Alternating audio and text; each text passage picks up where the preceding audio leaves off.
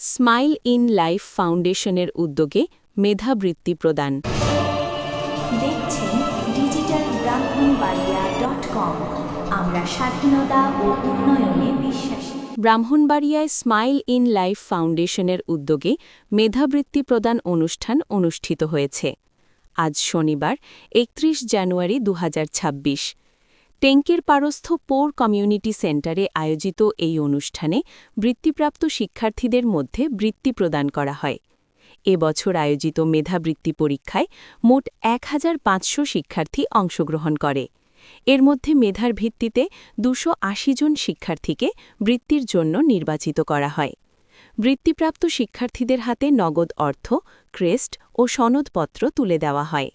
পাশাপাশি এসিআই হাইজেনের সৌজন্যে সাবান, স্যালাইন, ফ্রিডম স্যানিটারি ন্যাপকিন, সানকুইকের সৌজন্যে সানকুইক জুস এবং প্রথম আলোর ২টি মাসিক ম্যাগাজিন কিশোর আলো ও বিজ্ঞান চিন্তা উপহার হিসেবে দেওয়া হয়।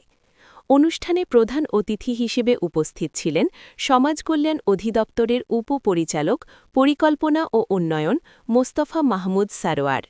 বিশেষ অতিথি হিসেবে উপস্থিত ছিলেন উপজেলা শিক্ষা কর্মকর্তা পাপিয়া আক্তার এবং সূর্যমুখী কিন্ডারগার্টেন স্কুলের প্রতিষ্ঠাতা ও অধ্যক্ষ সালমা বাড়ি। অনুষ্ঠানের সভাপতিত্ব করেন স্মাইল ইন লাইফ ফাউন্ডেশনের সভাপতি আসিফ ইকবাল খান।